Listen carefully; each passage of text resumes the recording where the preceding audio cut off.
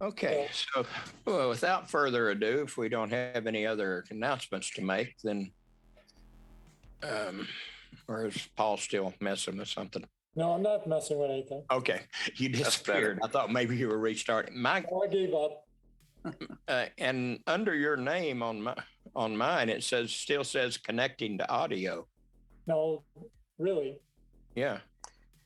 You're logged in twice, Paul. Yes, Yeah, I do know that. Okay. There's another one. Yeah. Okay. Well, not Oh, quite sure. yeah, it's the second one that says connecting to audio. Right, that's fine. I'm just Okay. using that for a reference for me. That's all. Oh, okay. All right. So, without further ado, we can get started with our program. I think all of you, with maybe a couple of exceptions. Yes, Matt? There is more. You said you're using that as a reference for you. What are you using that for? Because I was going to do a spotlight on you, so everyone else is going to go away. Oh, well, I just want to make sure what I'm seeing on my screen here is what you guys are seeing. Okay. Then, If you want to do that, that's fine, and then you can yell at me. Sure. Well, okay, this is what we're all going to see. Okay. All right. As I was saying, I think all of you, with maybe a possible few exceptions, know Paul, longtime member of our club and major contributor at various times during its existence. And Paul graciously agreed against his better judgment to help us out because I shamed him into it. You did. So, I really enjoy doing this, but it's. I know you would have rather done it in person. I understand that. I've had other people turn me down, and you were gracious enough to suffer through this, and we appreciate it. Well, I'm hoping that I know a lot of you have already seen this presentation in some form or another, and there's only a few new people here. And for that reason, I decided to change it up just a little bit from what I used to do. I am going to show a deck, so don't get all uppy about a deck being shown up on the screen here. The purpose of the deck is just for the initial 2 or 3 slides, just to get familiar with what's going on. And after that, I promise we're going to go right into examples and of macros, and then we're going to do some descriptions of equipment, and we're going to talk about what kind of lenses that you need to get this thing done. And finally, a nice little presentation, a demonstration, which I hope will show you that it's not that hard to do decent macros. So the first thing I'm going to do is just... Okay, Jeff, before you get started, I'd like to ask everyone to mute yourself, except Paul, of course. I can't see what. And if you have any questions, put them in the chat, and then Paul will be, he has stops scheduled where we'll be asking Sean will read out your questions. So with that said, I'm going to mute myself and turn it over to you, Paul. All right. So it's my turn now. One of my favorite things to do with photography is shoot flowers and technical things inside of my shop. I'm a geek. Everybody knows it. That's over here. I like to do a lot of hardware shooting, tools, drill bits, all kinds of small stuff. And in order to get that done, you're shooting basically what's called a macro. Now, a macro is nothing more than,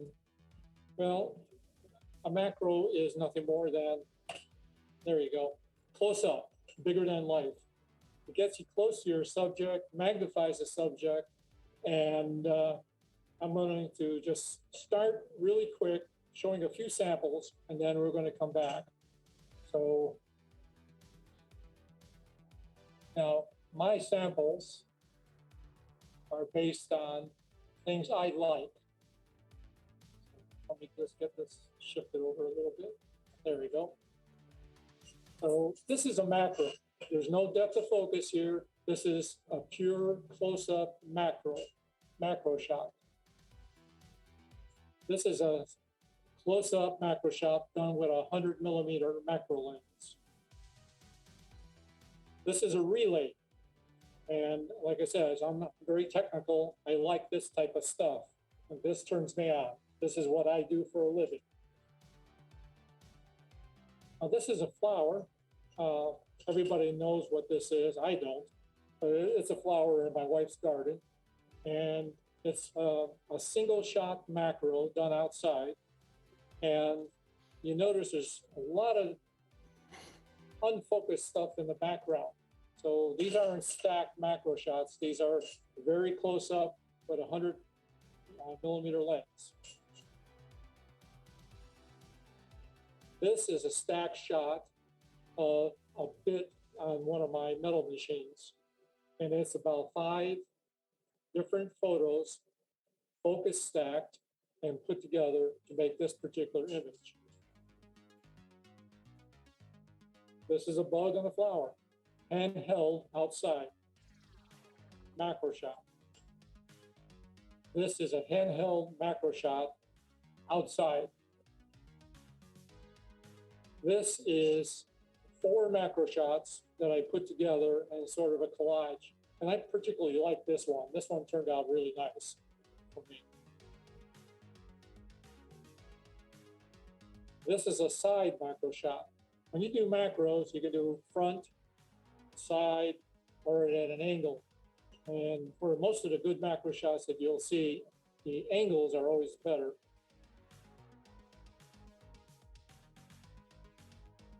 Now this is a stack shot done inside the house, probably 11 shots put together to get this one. This is about the same number, and you can tell that there's a little bit of aberrations here, and that's due to the stacking software that's doing this. But this was done inside the house. This was another one that was done inside the house. And this one here had 15 shots stacked focused to get this done. And of course, I spritz the flowers to get these water drops on here. I like this one. This one's one of the ones I like.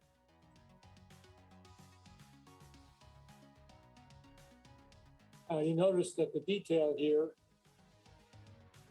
all the detail here, you never would get this without stacking focus.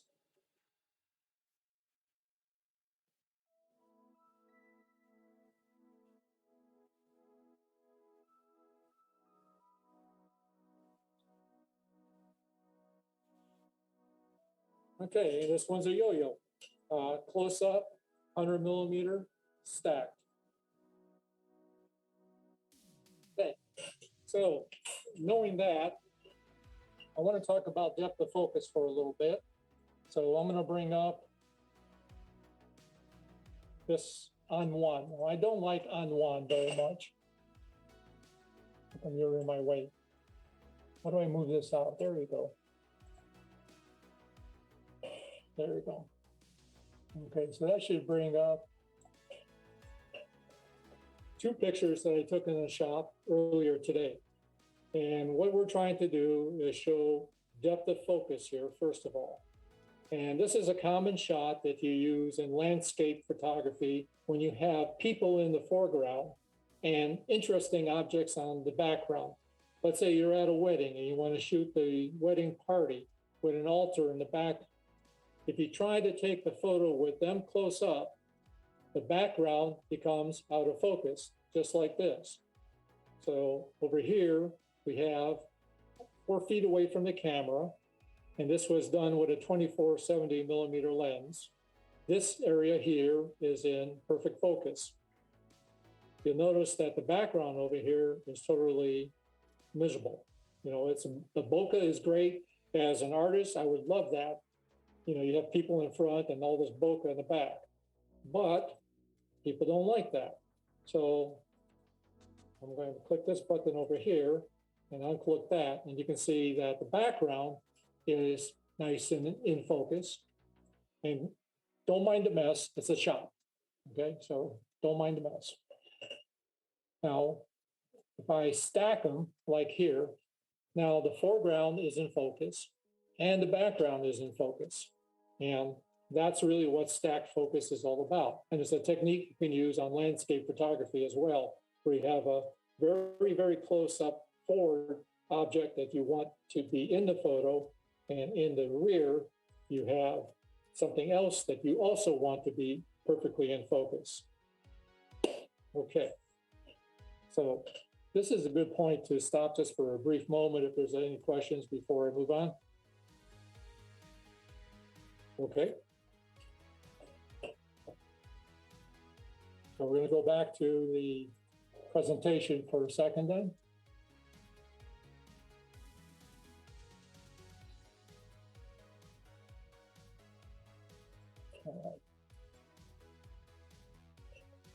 Okay, so it's all about the pixels. You can take a photo of a flower from a distance, and you'll get a good photo. You won't be able to get very close to it, but then inside of your Photoshop or here on one, you can zoom in and crop out all of the other entities so that you just have that flower. But one of the things you lose is pixels. Your pixels start degrading really quickly on you. So what we do is we could have a normal lens with a macro range. You could have a dedicated macro lens. And in addition to either one of those two, you could have extension tubes, which adds magnification factors to your shots. Now, the extension tubes come in two varieties. Cheap plastic ones, which are good for handheld shooting, and that's about it.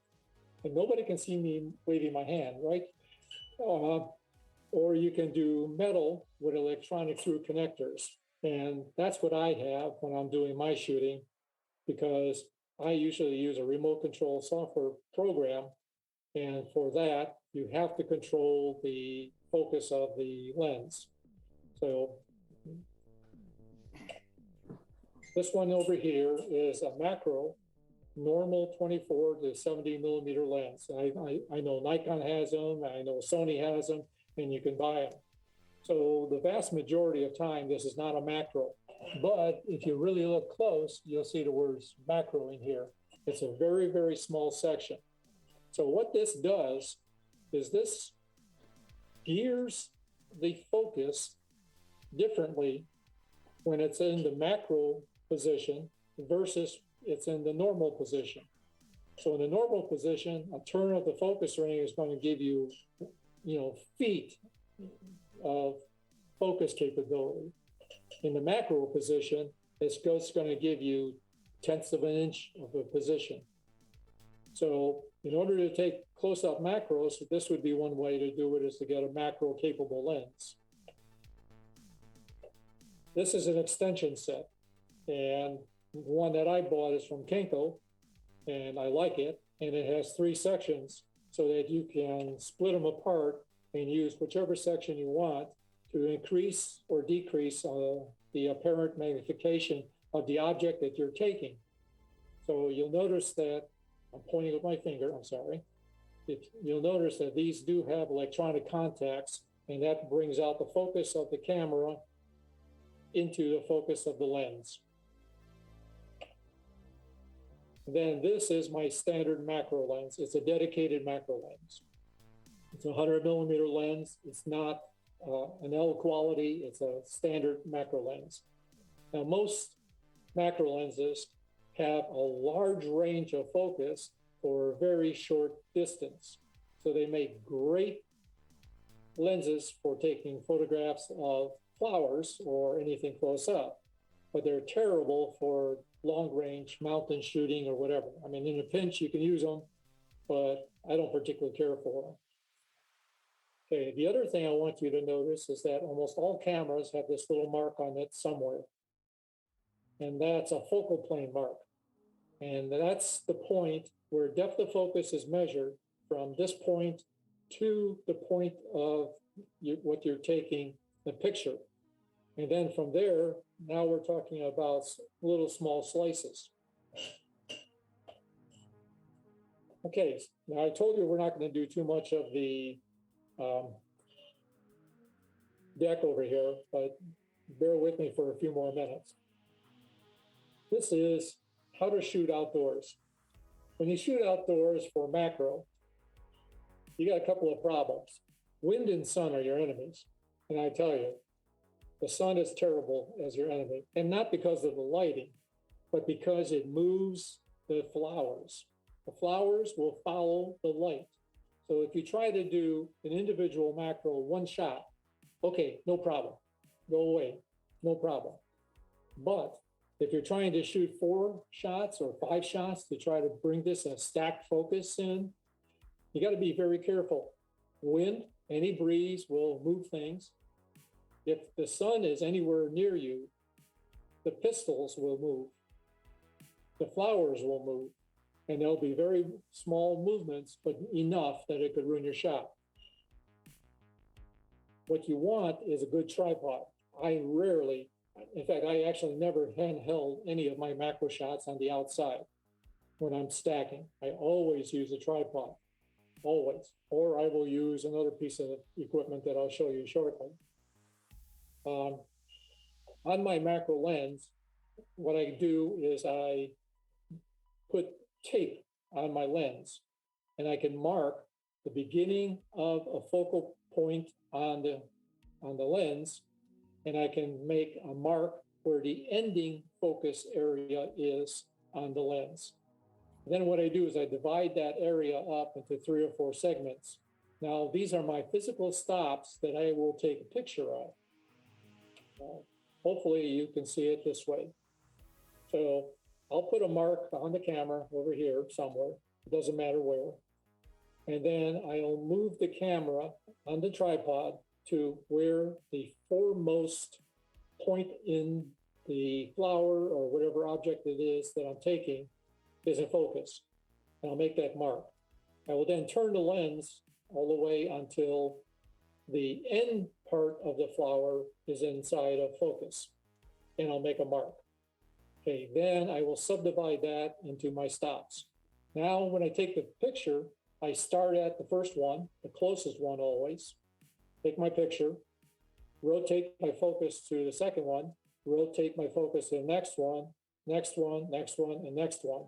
And I will get evenly spaced photos that can be easily stacked by software.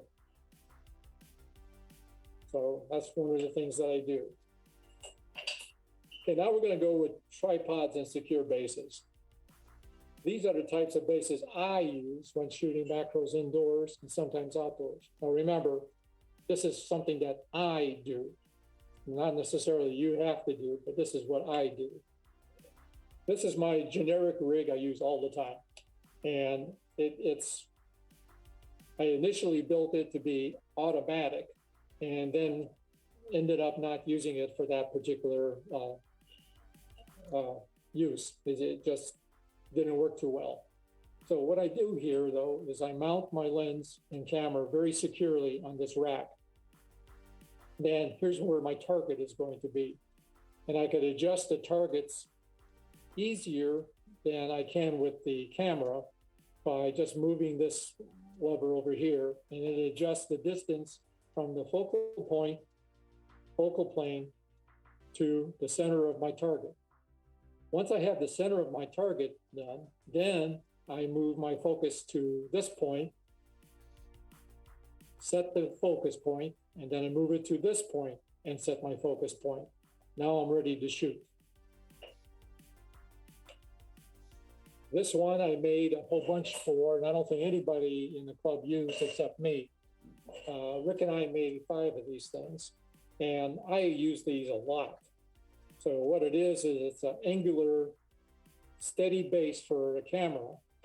So you put the camera in here, and then you can adjust the angle of target to the object that you're taking a photo of. It makes a very stable platform. that doesn't move and is much better than a tripod is. When I'm outside and I'm just going for a walk somewhere, what I'll do is I'll take one or two of these. They're nothing more than a flat piece of wood. And I made two of them. One has the standard 3/8 inch bolt here for heads, for like ball heads. And then, I don't know if I got the other one. The other one has a 1/4 inch head that's used to screw into the camera directly. I could place this anywhere on the ground.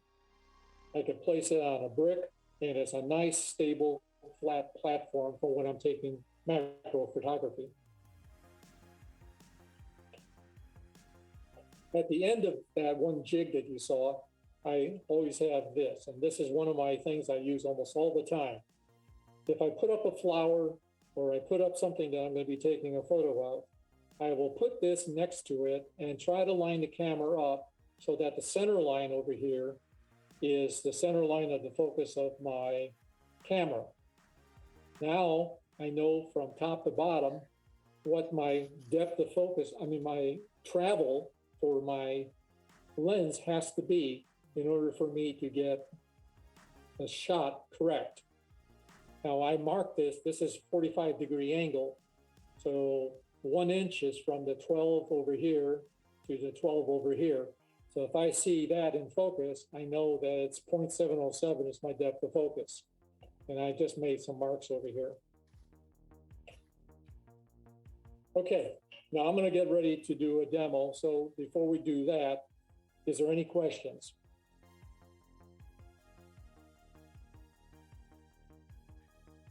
I'm either very good or Paul. nobody's got questions. Yes. I'm sorry, there's one question. Did you do your focus stacking with on one? I do not do focus stacking with on one. It's very rare I would use on one. On one software is interesting. And for the dual focus stacking that I just showed you, yes, I did it. Sometimes if I have only 3, on one will work fine. On one has a problem. They have a limit of 14. So you can only stack 14 photos. And not only that, if you do get to stack 14 photos, I guarantee you it will not come out right. I've had 0 success with anything more than 8 photographs on stacking. But Paul, tell me again how you use this wedge. I don't think I understood. okay, well, I always had a problem of understanding what depth of focus is, okay? So I made this little wedge up, and let me bring up one more piece and I'll show you what I meant by it. I wasn't gonna bring this one up. Let me make sure that it shows up on the screen. Yeah, it's showing up on the screen, okay. All right, when you take macros, let's say between the start of a shot is number 1, the end of a shot is number 8. Okay, that's pretty clear. And I'm going to take 8 shots here in order to encompass the entire flower or whatever I'm shooting. But I got to have overlap. You must have overlap. If you don't have overlap, the shot will not work for you. So this is saying that the first shot is going to be of this depth of focus. This distance here is your depth of focus.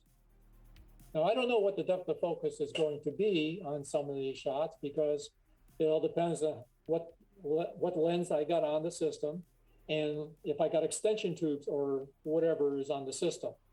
So that is where this works for me. So what I will use this for as a guide, I will put this next to the flower and I will start by putting my focus point right here in the center.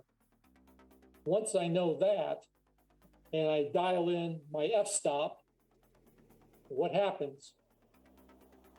Blurs. Only the things that are in focus, I will now use that and look at the number, the last number that's in focus. So let's say, and I'll show you this in my presentation, but let's say number 8 is in focus. So if number 8 is in focus, that means 0.282 inches is my depth of focus, okay? Number 8 here equates out to 0.282 inches. So each shot I do is 0.282 inches in depth. So now I know how much I need to move the camera, how much I need to move the focus in order to get all of these shots done with overlap. Got it. Got Thank it? Okay. So that's exactly what that's for. Any other questions? Okay. So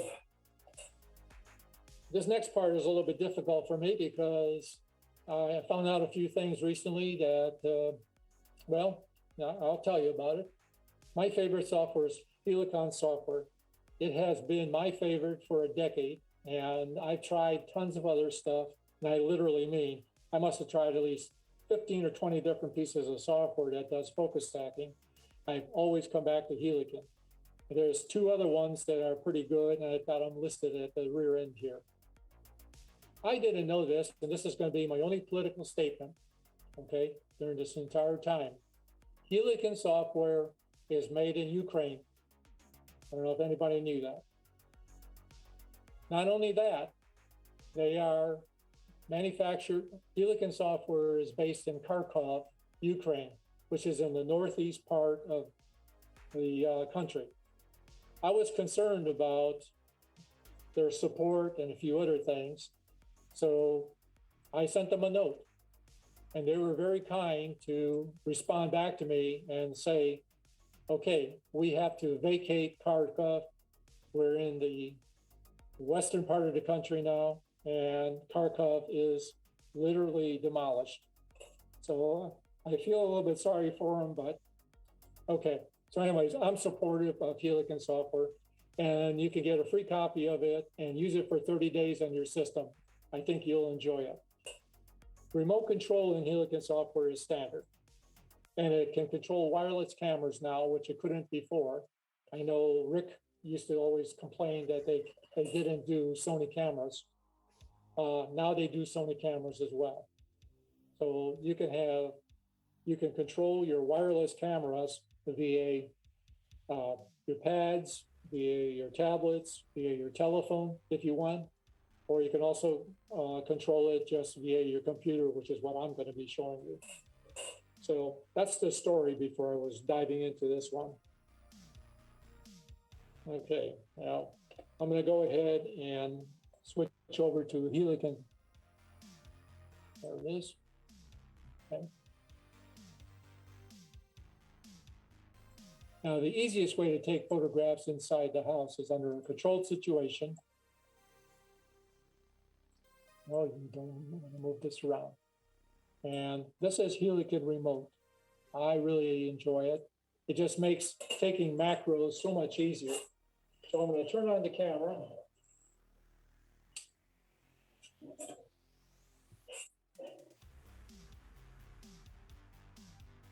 Okay. So what we're going to do is we're going to, take the lens cap off. There we go. See, I do that too. Take the lens cap off.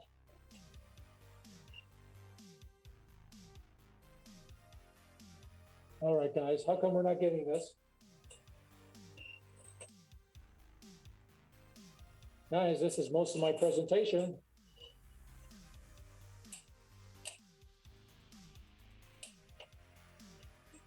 There we go. Okay.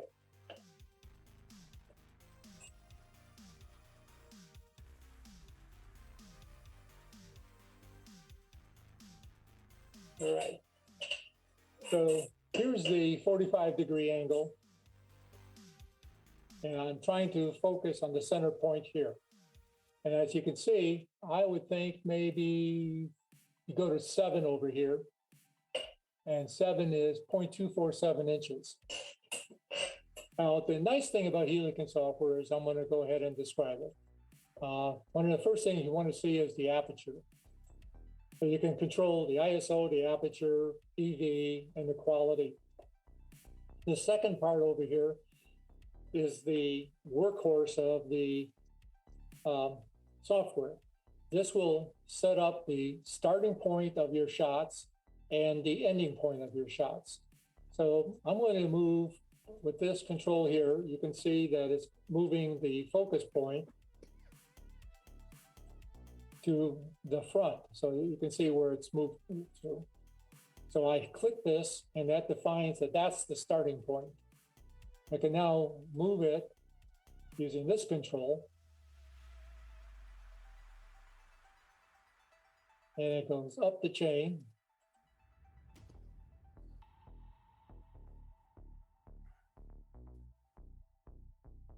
And let's stop over there. So this part's in focus and we'll say that's the ending. You know, let's take a look and see what we got here. So according to this program, it's going to take 13 shots. That's what this is going to do. The interval is 3. Now that's focus steps. Okay, so we're going to take 3 focus steps, take a shot. 3 focus steps, take a shot. Up here, this is 5.6. If we went to 8, you'll notice that this dropped to 4 because your focus increased by going with a bigger aperture, a smaller aperture. If we went to 2.8, this went to 36 shots. But the sweet spot on a 100 millimeter is 5.6 to 7.1. So, okay, I've got it all set up. So what the first thing I'm going to do is I'm going to say start shooting. It's going to go back.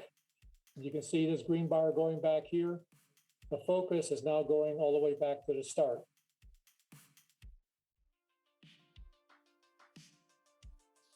Now it's going to take the 13 shots. So this is all automatic. My hands are free. I don't have to do anything. I've marked the beginning of the shot. I marked the end of the shot. And the lighting is, I have no lights on in this shop. It's very, I would say very dark in this corner because I like darkness. If I do a photograph, I'm sorry. If I do flowers, I like to side light them. I never shoot them from, I never light the front of the flower. I always light the side of the flower. It just gives a better contrast to taking a picture. Sometimes I'll do the backlight. That works out pretty good. Since I don't have to worry about holding this thing, it makes it a lot easier to take these photos. Now it's a little bit slower right now because the lighting is not as good as it should be. You know, I'm not going to apologize for that, but we're going to go ahead and do a few more here. It's almost done. So this here is telling us how many focus steps it has taken so far out of how many focus steps.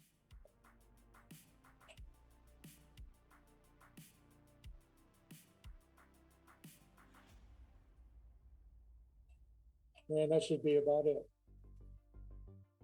Okay.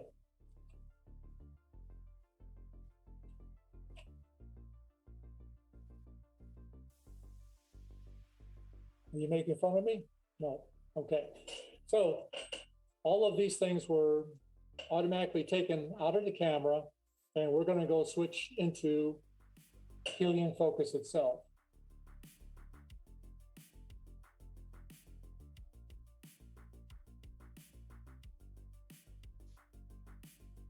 All right, so we should be in helium focus, and it brought in all of my raw images. So you can look at any one of the images and see what it looks like. Come on, come on, come on. Okay. And you can see all of the different focus levels. So this is what puts them all together. And like I said, on one is not very good for putting anything more than, 4 to 8. I wouldn't even trust it with anything more than 4. But this one has a pretty good job. You can do 3 different ways. Method A is a weighted average. Method B is a depth method. And method C is pyramid.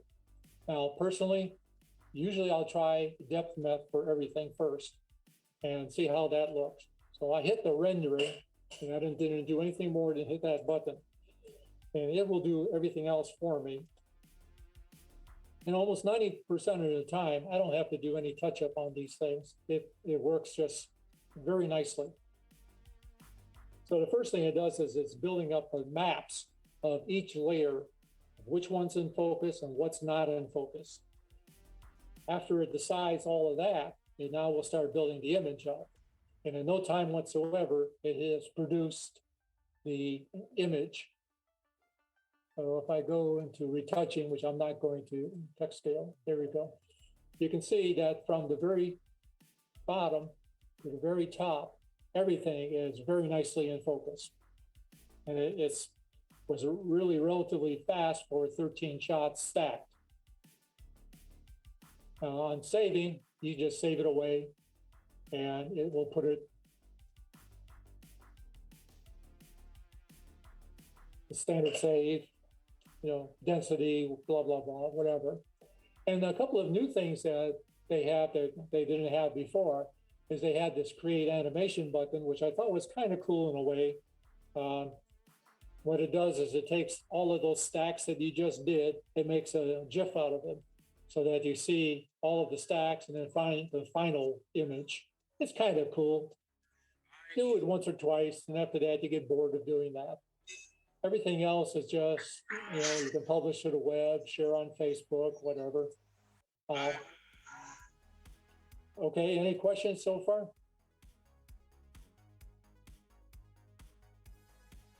Anybody? Haven't got any on the chat thing. Well, okay, hopefully I'm not boring because I'm just about, I have a question. yes. Yeah. Okay. Can you use this on pictures that you've taken a while ago? Like I had a project I had to do. So in my photography class at college, and it was using a macro. So I borrowed a macro lens and I took pictures of my lizard. And,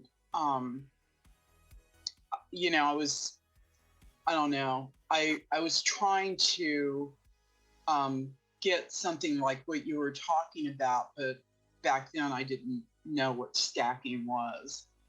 And, but I have so many pictures of my lizard.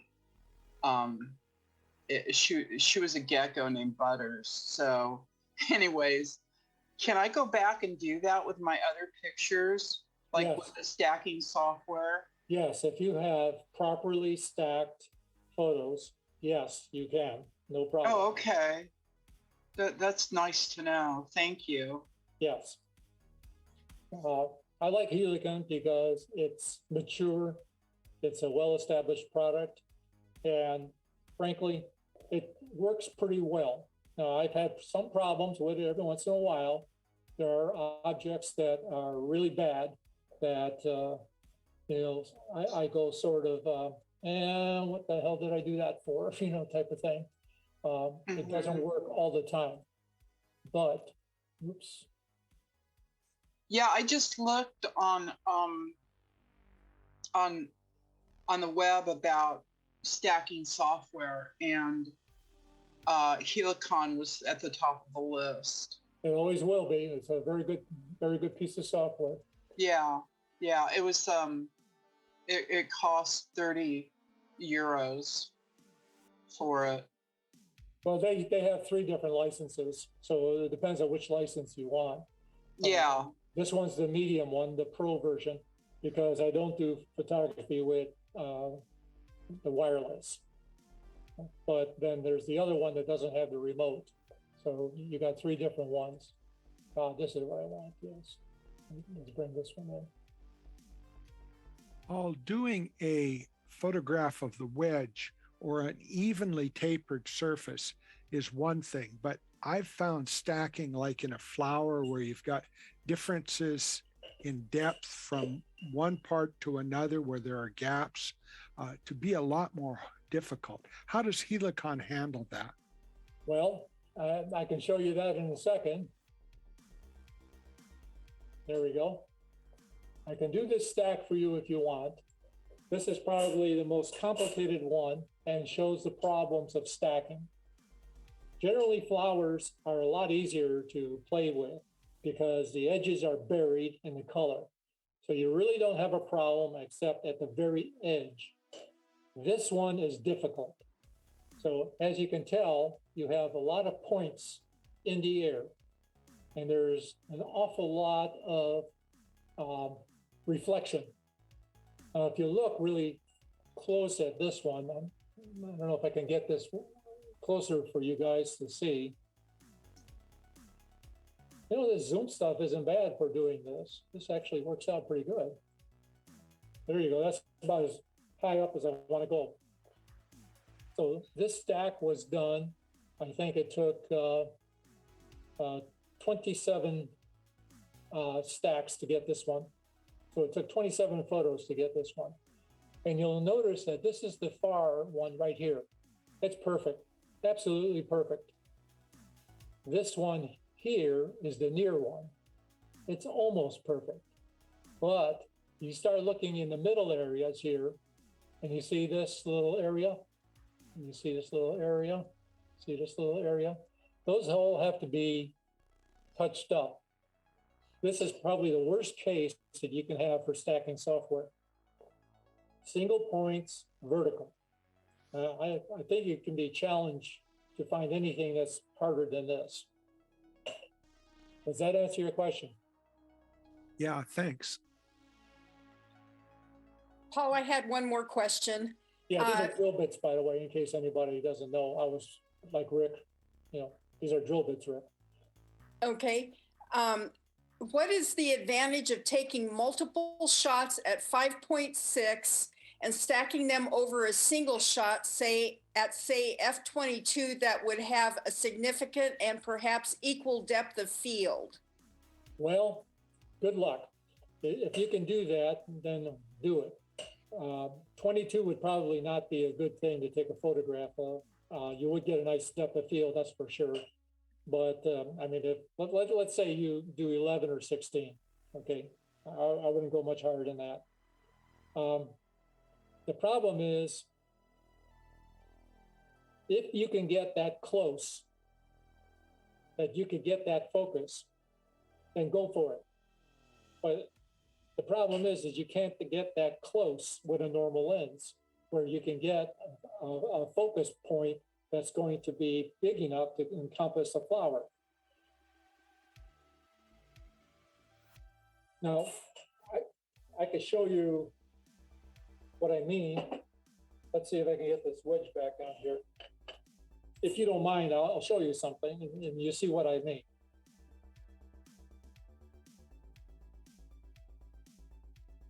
Okay, so let's get back on the wedge. I'll get this out of my way here.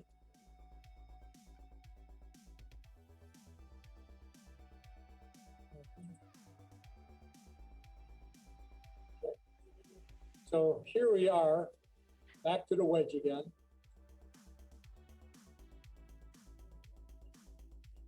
All right. Now I'm going to manually move this.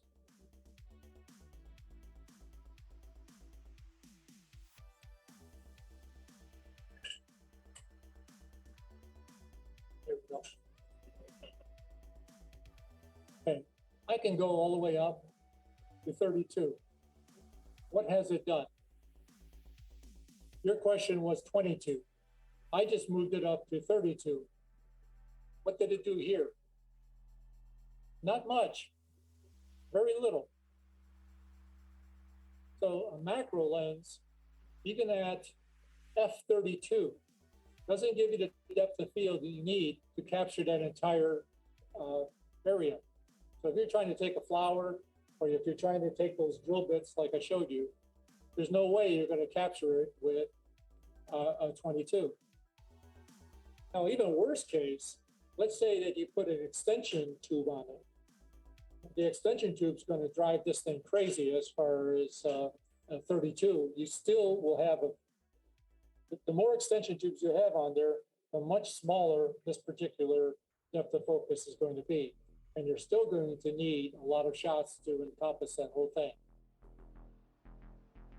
Now, if you back off some distance and you take that photograph, yeah, your depth of field increases, but now you're trading off pixels. So the whole idea is that you're trying to magnify, trying to get as close as you can, trying to get as much detail as you can. And the way you do that is by stacking. Okay, I had one more question here. Do you use Helicon inside exclusively, or have you had success with it outdoors? Okay, that's an excellent question. Like I said, if I go outside, I have to take a laptop outside. And I've only done that once or twice. The newer versions of Helicon, which I have, this is the newer version, but I do not have a wireless connection. I would think that that would be really good to have your phone or your tablet controlling the camera. I think that would be a win-win. I would love to have that, but my camera's not wireless, and therefore, no. Now, I told you before, if you're going to take 21 shots outside, good luck. If you don't get any breeze or wind or sun movement, and you don't have any control of the lighting, clouds, sun, moving around, leaves, shadows. There's a lot of factors in that. I do a lot of tripod held 4 or 5 shot macros outside, but I don't use the Helicon remote outside. I bring the shots back in here and put them through Helicon Focus. If I take this off, I'm just going to put this on temporarily just so you get the idea. This is what I was shooting before. And you can see total blur, even at 32. I would shoot this one at 7.1. And then run my focus stack through. And it doesn't require very much to go from front to the back.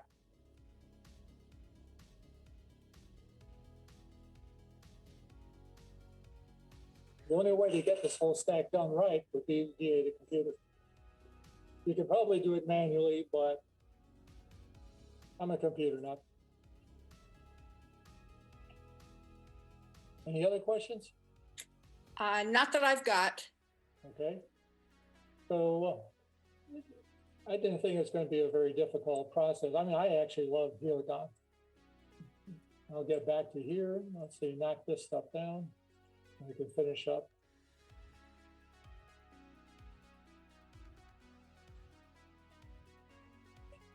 Okay, so this is the best of the series of focus stacking software that I have tried. Helicon Focus, without a question, is number 1 in my book. Then you got the Zeering stackers, number 2. Combined ZP is number 3. Now, the other 2 is the DSLR bracketer. I tried it, but it's only Canon. It's okay. And you can get that one for free. And the TUF well, use at your own risk. It's okay, but yeah. So those are the 5 best ones in my estimation, in my opinion, on focus stacking.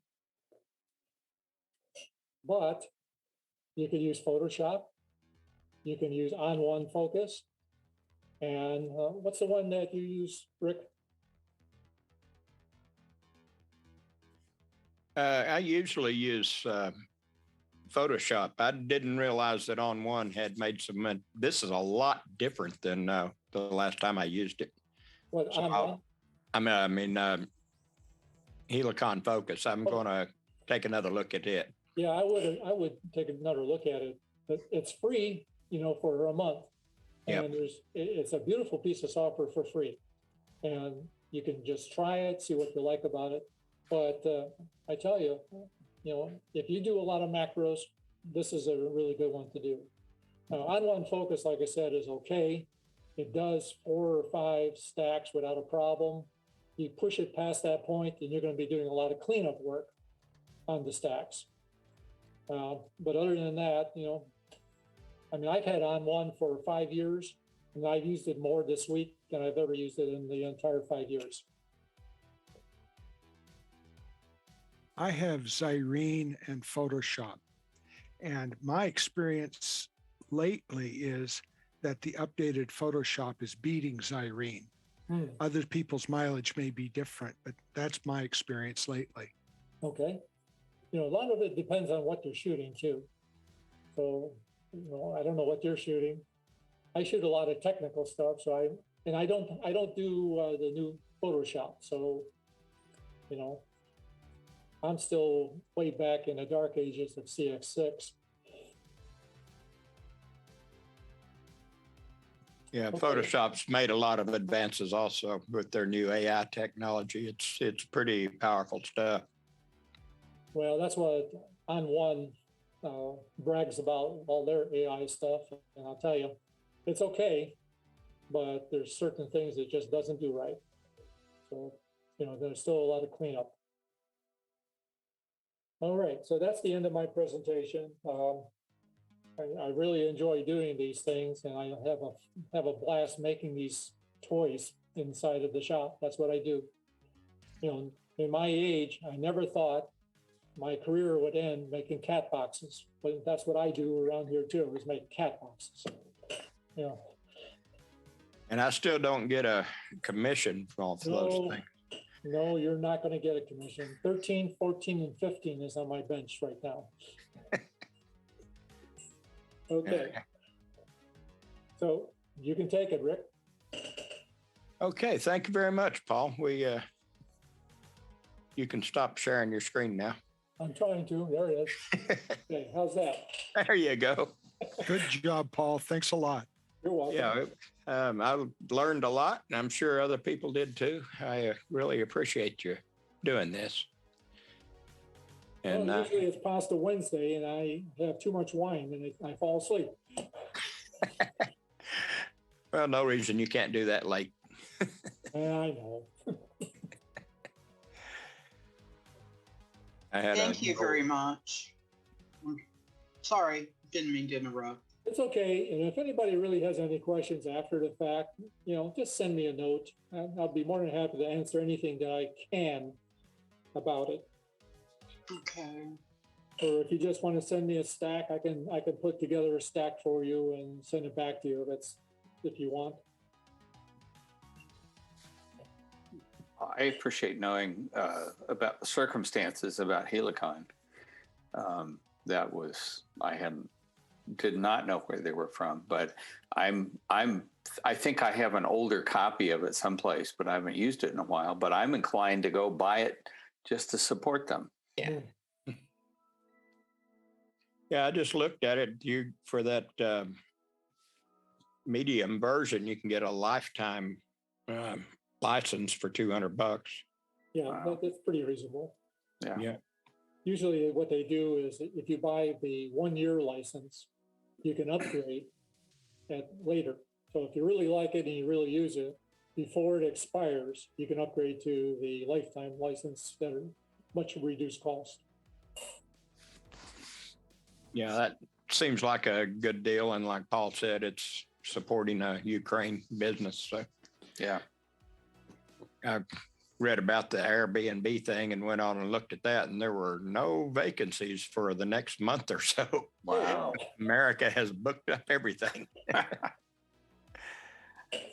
Cool. Oh, I went past what I was supposed to. Oh, well. We don't mind. Oh, you're fine. Our Absolutely. meeting normally goes from 7 to 9, and you could have had the whole 2 hours if you wanted. Well, I could keep shooting. I got an orange that is over here. You see that? I don't know if you see that one. Lovely. Yeah, that's a great shoot. That's one moldy, but it's so interesting. Wow. Like me, it's a little past its prime. Sean takes care of you. Yeah, she does. Well, that was a great presentation, Paul. Well, thank you.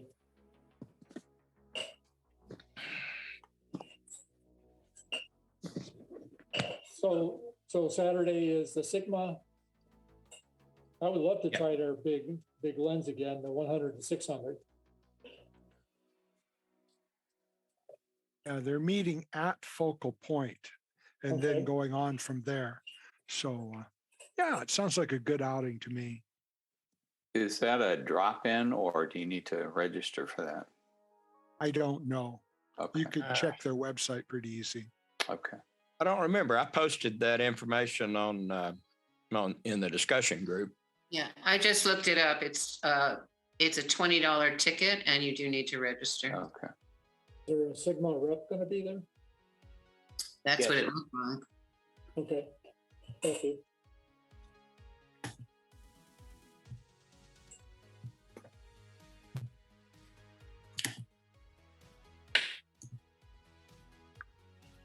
Could I ask how you guys have different pictures behind your heads? Are you paying for Zoom that's like pro? Down at the bottom left of your screen is or should be a little camera there, and it probably says stop video. If you click the little arrow beside it, it has a menu, and one of them is choose video virtual background. Okay. I just had it. Oh. And from there, you can, once you have that open, you can upload your own photo. Oh, okay. Yeah, well, the lower right says leave, but the upper, oh, I guess it's in my picture area. Yeah, when you So- see that, you have to click on the plus. Took me a long time to figure that out for some reason. But then So- it was the ad. I can choose virtual background. Yeah. Okay.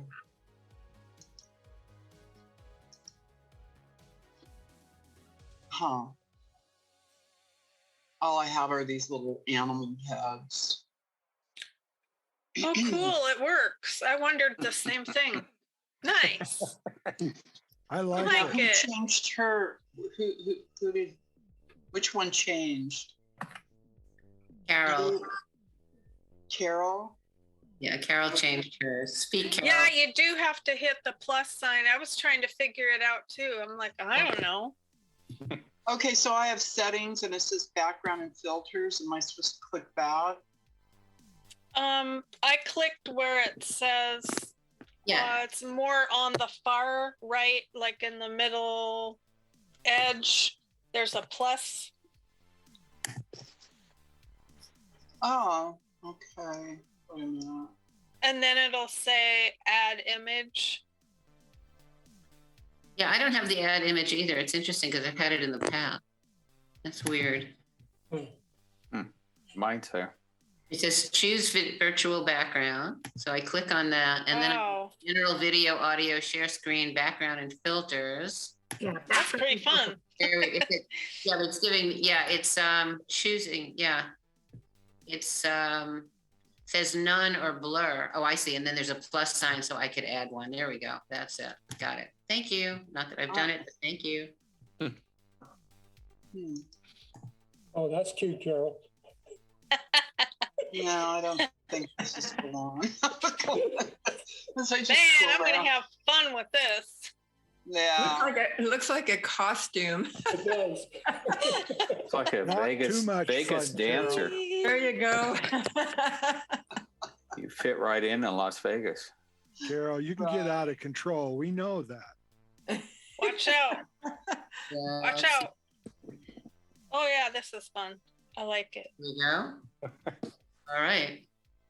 It's true. A little knowledge isn't dangerous. Yeah, right? There, that worked. Okay, I got one too. There you go. What fun. That's about as technical as I get. We can tell something about people by what kind of background they choose to put behind them. It's kind of psychedelic there, Madeline. I think maybe you're. Yes, I was, A little too much pot, maybe, or something. I'm not. Oh, maybe on that. No, I was doing oil and water. I gotta there. try all these. Ooh, that's fun. Have you guys done oil and water? Haven't done that. Oil and water, paintings? It's not painting, it's photography. No. So what you do is there's several ways to do it. You can either do a background, put something down under this. You're mixing oil and water in a glass bowl, basically. Oh, And okay. the oil floats, so it makes all these big droplets that float on the water. And you can either put something underneath the glass bowl, and anyone else join in on this description to get a colorful background. Or what I did was I put the glass bowl on a glass table and had blue and red and had flashlights that were covered with blue and red coming up. So what you get is this weird thing of, you know, blobs, blue and red blobs and magenta colors floating around. And the camera was set up so two legs of the tripod were on the table above the glass bowl, and one leg of the tripod was on the ground, and I was shooting straight down into the oil and water. Oh. So it's something you can do at home. I like to shoot at home. I like to play with this stuff. So and you can play with different backgrounds, stir the water. So, you know, keep stirring it so the oil forms different patterns, add more oil, add the oil slowly because you can't take it out, but you can always add more. Well, that's interesting. Blobs and stuff. Back in the late 60s, people used to do that with overhead projectors and do that as light shows at rock concerts. Don't ask me how I know that, but that used to be the sort of thing that people would do. Hey, if you remember, you weren't there, right? Yeah, it's sort of like a lava lamp. It's sort of like the lava lamp kind of effect of this floating, these blobs floating around, except this you don't have to heat. But it's a lot of fun to do, and you can change the backgrounds, you can change the color. I was doing this with a different group, and so there were 7 of us doing these, and they all came out so incredibly differently, depending on what people used for backgrounds or how much oil they had, or, you know, what they were filming with. And you can do this as macro also. I didn't use macro for this, but a lot of people do it as a macro issue. Not so much for photo stacking, but macro. It's a fun thing to do. I know there were lots of high school teachers wondering what happened to their overhead projectors over the weekend, and why they were so greasy and oily on Monday morning. So there you go. Yeah, it's a fun project to do at home, and it's sort of random. You know, it's like once you've set it up and you've got your focus, it's just random stuff going on after that. So, nice way to spend an afternoon or rainy day or whatever. So that'll be my background for today, now that we've done virtual backgrounds, my random red and blue and magenta universe. Well, thank you for sharing that. Sure. I'm anxious to try it. Yeah, if you want, contact me either through message or, you know, give me a call and I'll tell you more about it or whatever. Okay. I'll put my phone number in the chat if I can figure out how. Yeah, there we go. So if anyone wants to know about this. Yeah, I do. And I don't know your name. I'm sorry. It's Melanie. Hi, Melanie. It's the first time I've been here. Yeah, there's a house number and a cell. It's really easy to do, and you can have lots of fun. Fun at home. Okay. All these other people go out and do landscapes. I stay home and sort of do oil and water. It's sort of like doing the smoke photography too, or, you know, again, some of that stuff that you do at home. Yeah, we were just doing frozen bubbles. Oh, I haven't done that, so that sounds like fun. Yeah. I happen to have a bubble wand right with me. Maybe I could freeze them. Yeah. Look at that. Yeah, Donna's great for stuff like this. I don't remember what time of year I got it. I haven't used it yet. I've never done bubbles. That's on my, you know, photo to-do list, is shooting bubbles, and frozen bubbles I hadn't thought of. Yeah. Well, it's going to be 25 tomorrow morning, so there you go. You got but then I'm going to freeze. I don't know. No, the bubbles have to freeze without me. Actually, last February when we had that freeze, I did quite a bit of frozen flowers. So yeah, that was pretty interesting. I live in an apartment, so we were on the deck, but I had flower boxes. And for some reason, these flowers live. I don't know why. They're supposed to be annuals, but they've for years. They've become, and you can find ways to do things. YouTube is a any idea you have. I'm sure if you did YouTube how to photograph frozen bubbles, you'd come up with dozens of YouTube videos. Oh yeah, that's great. Same thing with the oil and water. You just do a YouTube video and you can get all sorts of resources that way. Yeah. For smoke photography, any of that kind of stuff. That would be interesting. I'd like to try the smoke photography. We've done that. Depending what you smoke, it could be a lot of fun. We did that. We did a macro. Max. What were you saying? Well, I was saying we've done that at Scottish Rites. It would be nice to set that up again. We did smoke and some of the other macro stuff. That was fun when we're meeting in person again. Yeah. Right. Where did Catherine go? She left us with her Louis L'Amour books. Yes, she did. She comes back and they're gone.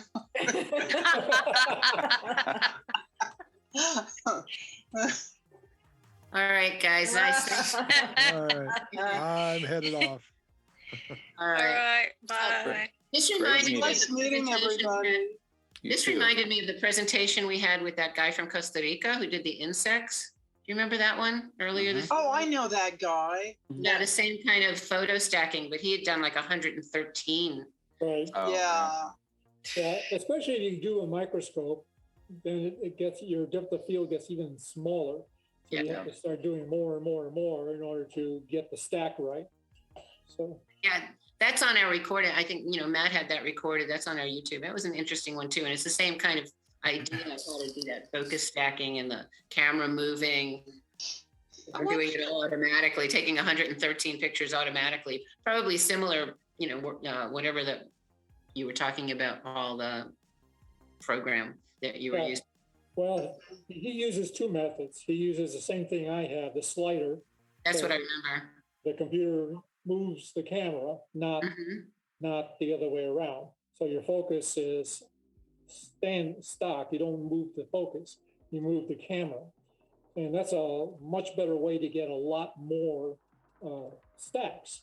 So that gives you a bigger image, a better quality image if you can do that. Most lenses don't have the focus movement that will allow you to capture a big area. So, but I stopped doing that, as far as the computer was concerned. It just wasn't worth the effort for me. So I like the remote control by Helicon, let it do all the work, let it do all the calculations for me. I just enjoy what it produces. Yeah. I'm sorry, I was just going to say, I watched a really interesting video. B&H has some videos, tutorials on their website, if you've ever gone and looked at them. A really interesting video. It's a little bit older, but about a guy who does that macro large number of shots. Not unusual for him to do 200 shots. It was really interesting. He has a whole photo lab dedicated to it. So I don't remember his name, but it was really interesting. So how many of us would ever do anything like that? No. I agree. I'm happy doing my flowers and my technical stuff. I think the most stacks I've ever done was like 63. Wow. That's about it. Wow. Yeah. We had a presentation when we were still meeting in person a year or two ago by an entomologist from the state. Yeah, I remember that. Same idea. That was a really good presentation also. And he talked a lot about stacking. All right. That was one of Sean's coworkers. She got that set up. I think He's no longer working. I think he went into the private sector. He doesn't work for ag any longer. Oh, okay. Well, thanks all. Have a good night. Nice seeing you all. Yeah, take care. Good night. Fun meeting. Thank you, Okay. Paul. You're welcome. Thanks again. I think I'm gonna go get my wine. There you go. Cheers. So thank you very much for letting me put on this presentation again. We That's appreciate great. it. Our pleasure. Great. You've earned that wine. Oh, yes. Go in good cheer. Okay. I have a question if anybody's left. It doesn't show the whole picture. It's shrunk my picture. Do you What know? did? In your video settings, do you have it set to show original? Let me get back to it. Original. Hit the wrong button. Video. Original format. Where would that be located? I don't know.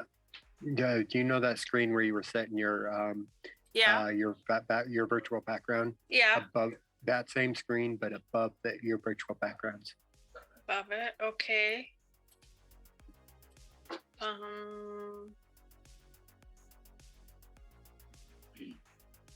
Like right below where you choose your Let's camera, see. like you'll have your preview.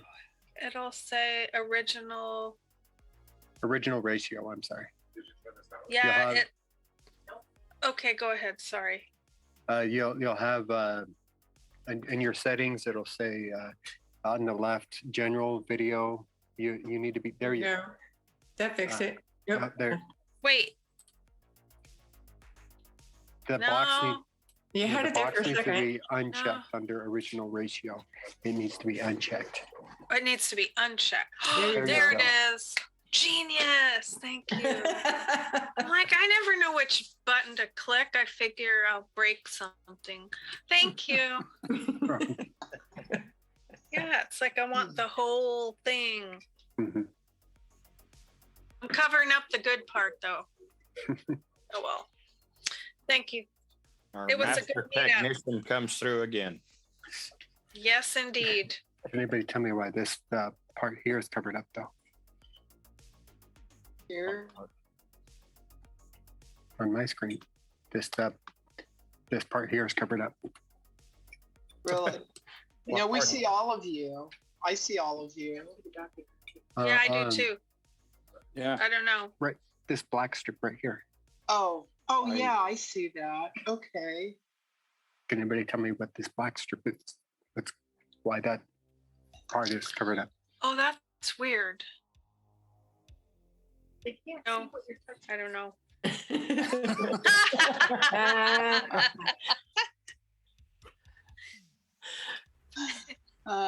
Yeah. Oh man. Obviously, there's something there. That's monitor. weird. My monitor. Do you in a full screen? Let me look. A little bit better. Oh, come on, unlock. Huh. Interesting. Well, I gotta go. So thanks again. Good night, John. Nice Bye-bye. meeting everybody. You too. Yep. Good to see you. See you all soon. Yeah, bye. All right. Bye-bye. Everybody's gone. Okay. Well, good night. Good night. Night.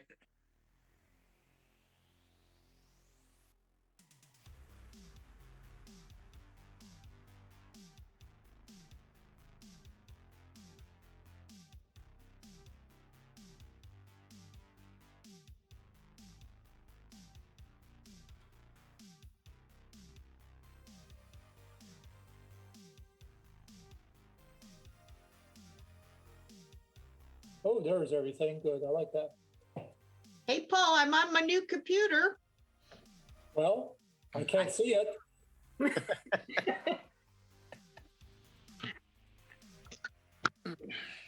It's right there. Okay. Right there. Rick, you're hilarious. It's just a big box. I know. It's what's inside that counts always. Yeah. Just like people. Anyway, it's supposed to have fancy lights in it, but I haven't figured out how to work them yet. It may stay that way.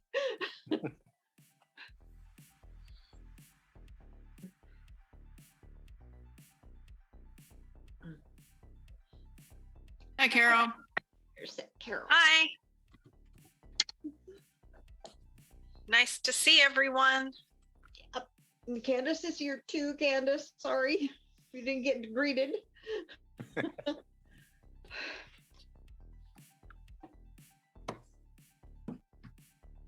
You know, this is usually my nap time.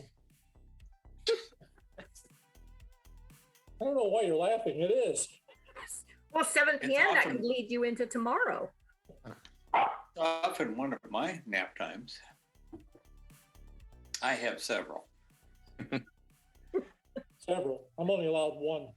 Oh, When I take them whenever I want. Susie. Zoe. I had a little nap earlier.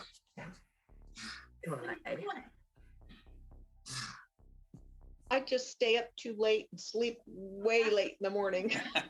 No, you don't have to be in My there. problem. I stay up way too late and I can't sleep in the morning. I get up about the same time every day, no matter what time I go to bed. Mm. So I nap.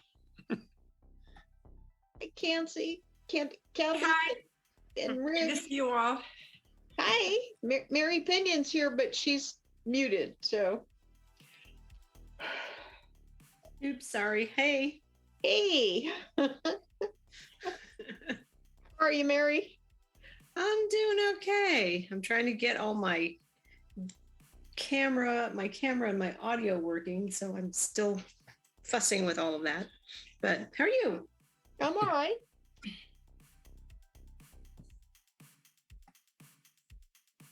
Hey, Rick, how's Sean? She's doing okay. She's I heard her talking in the other room. She's probably her mother probably called. Oh, But she'll be on here a little shortly. cool. Cat food. Cat food. Cat food? Just got cat food in the mail. Oh, Dog food will probably come in a couple of days. So I don't have to shop. Hey, Max. Hello, I'm here. Stephanie's logged on too, but I can't see her. he probably doesn't have her That's camera because on I'm yet. eating. Nope. I'm eating Oh. dinner and I don't want you to see me munching. Okay, well, thanks, because you just make me hungry. At least tell us what you're having. Oh, I'm ashamed. I get a bunch of Baja Fresh burritos to go and I put them in the freezer. And Ah, when I don't want to fix dinner or lunch, I just warm up a burrito. So that's what we're having. sounds good to me. Yep. Well, it's better than I could make myself. They're really good. Yeah, we had chicken pot pie. We had lasagna. Yeah. Ah, sounds good. I I haven't made that in a long was. time. Oh, I had breakfast for dinner. Mhm. John? That's one always of my good. favorites. Yeah, breakfast is good anytime. Yep. And when my son was little, if we ever asked him what he wanted for dinner, he'd say breakfast every time. He would still tell you. He's 30 years old. He'll still tell Yeah. you breakfast.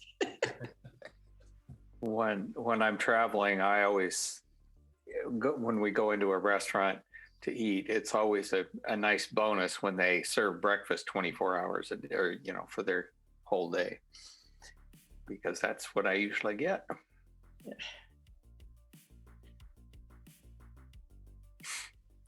that's usually what I get for lunch because I'm not allowed to have any sausage over here or pancakes. Oh, Bad for me. But when I go out, yep, I eat that. yep. Yeah, I can't have that kind of stuff either. I'm not supposed to, but I know every once in a while. we got some keto. No, is it keto pancakes or something like? Anyway, they're lower in carbs and higher in protein. How do they taste? Not bad actually. Of course, Especially you put enough syrup and butter syrup on it. and They'll taste butter pretty and good. Yeah. yeah. Actually, when I do have pancakes, I usually put yogurt flavored yogurt on it. So, which is a pretty good combination. John, no. Just no. No? No. Oh. Well, it's better for me than syrup is. God, there's so many people. Well, I make gluten-free pancakes at my house. 'Cause my Oh. son's gluten sensitive. They're not bad, but I have pancakes. I have breakfast when I go out. When I used to go out, I haven't been out to a restaurant, I think, once in the last 2 years. Catherine, what are all those black things behind you?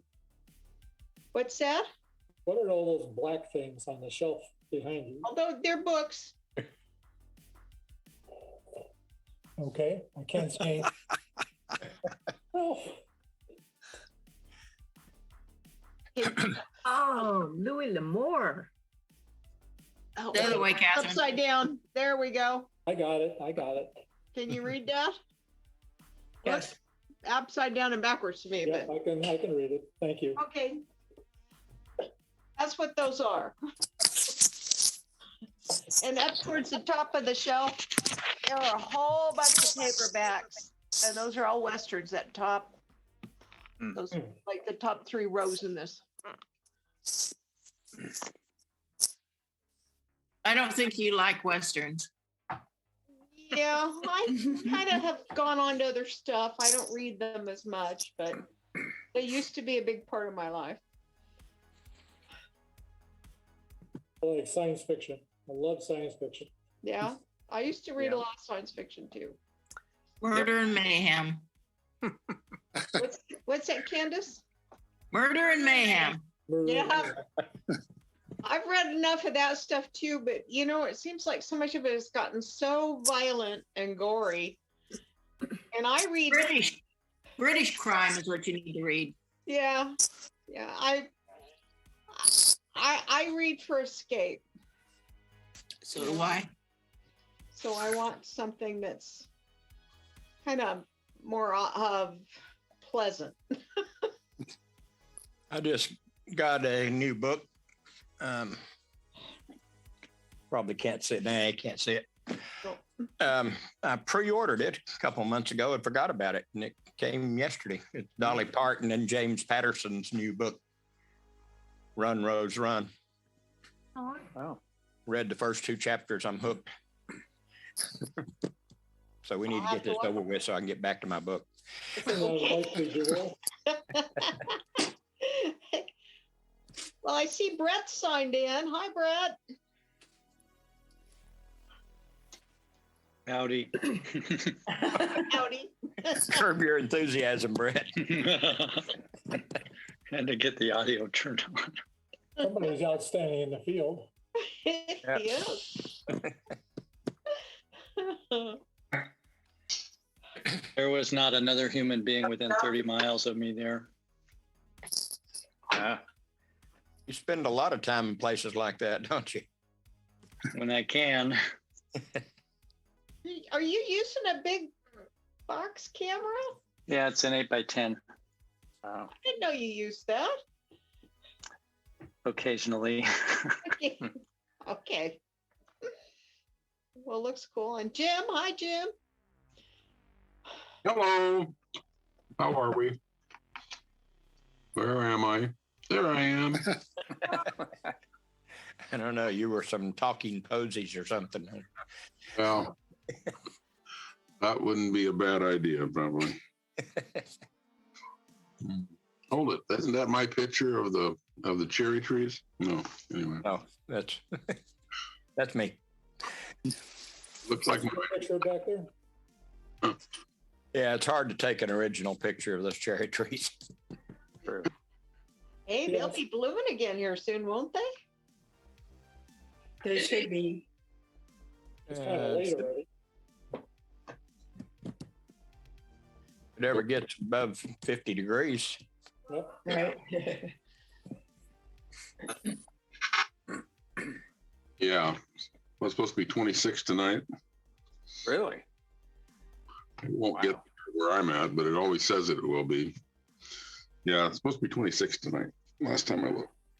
Have to bring in the hummingbird feeder then. I just have to move before I go to bed tonight. So Yeah, It's going to be 20 here. my weather app says 25.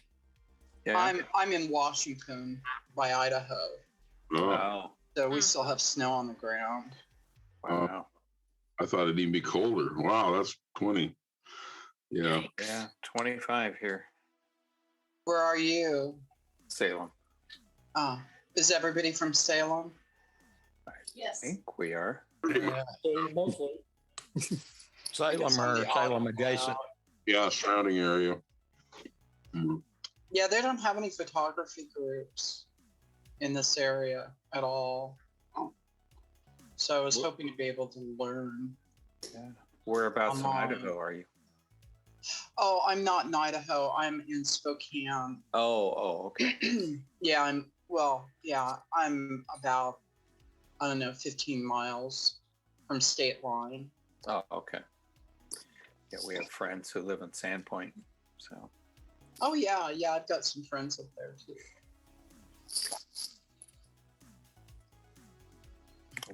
we were up in Coeur d'Alene this summer for an event, but it was all smoky. Ooh. Yeah, there's a lot of fires in this neck of the woods. Yeah. So John, what's the story about the bobcat behind you?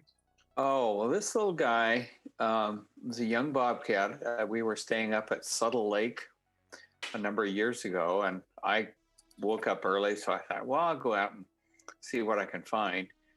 And walked out, and there were some ducks and geese in the creek, and all of a sudden they started freaking out, and I saw this guy, creeping up on him, and so I just, clicking away, and I thought, I'll just wait here. Well, at one point he went into the bushes, and then he came out right in front of me, like 20 feet away. Oh, wow. And he didn't seem to mind me taking pictures. He just kind of looked at me, and he was not very big. He was a young one, so I wasn't worried about my safety. He was more curious than anything else. But I ended up submitting this to National Wildlife, whatever it is, and got an honorable mention for it. So Congratulations. I was going to say that it's like a prize winner to me. It was pretty amazing. Yeah, it's awesome. experience. He obviously knows a cat person when he sees one. Well, that's kind of what I figured. So he was very cute. Where was that taken at? Up at Subtle Lake, just on the other side of San Am Pass. Oh, On the way to Bend. It was my wife's birthday. We splurged and went to the Subtle Lake Lodge there for a night. Very nice place. Spendy as all get out, but very nice. Mm-hmm. Okay, well, it's 7:03 now, so we may as well get things going. Had a nice turnout today. I like this. Yeah.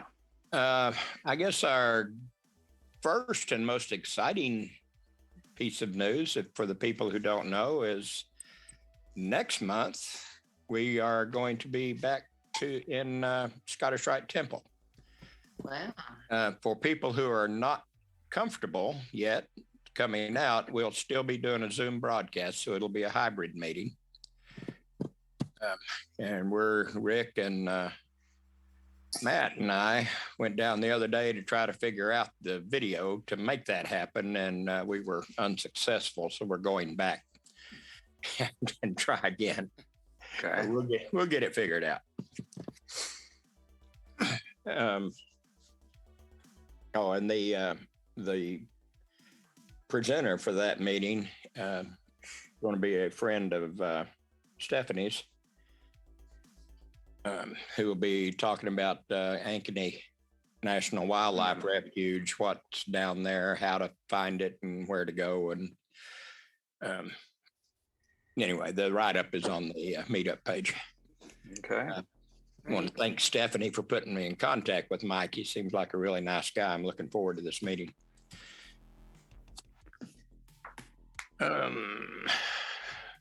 Other than that, I don't really have anything else. Max, you got anything cooking? Well, I appreciated your posting about the focal point get together on Saturday at 1 o'clock.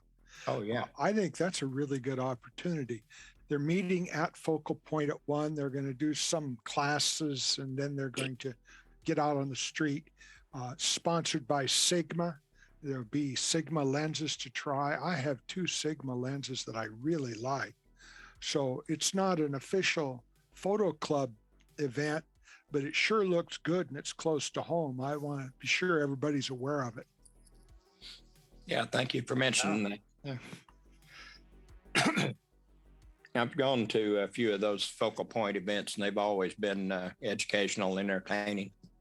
Well, some of the vendors that they have are better than others, but I'm really encouraged that he's going to have Sigma over there because their stuff is really good stuff. Yeah. Yeah, I think the last one I went to was, I believe it was Tamron, but I wasn't so much interested in the equipment because I've got tons of lenses already. Well, it was good to go to the Tamron meeting because it convinced me that I didn't want to buy any of their stuff. Oh, that's disappointing. I thought Tamron was a good lens. It is a good lens. It's a matter of personal preference. Tamron and Sigma both make lenses for all the other major manufacturers, I think. When I but was it still does make good sense to compare lenses head to head.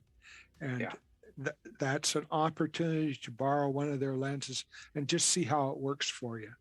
And it's far better to do that than to plunk down a bunch of money and then you aren't sure it was the right choice. Yeah, that's true.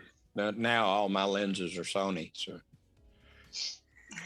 when I was still shooting Nikon, I splurged and bought their 150-600, the Tamron, which I loved. It was a great lens. Yeah, I had that.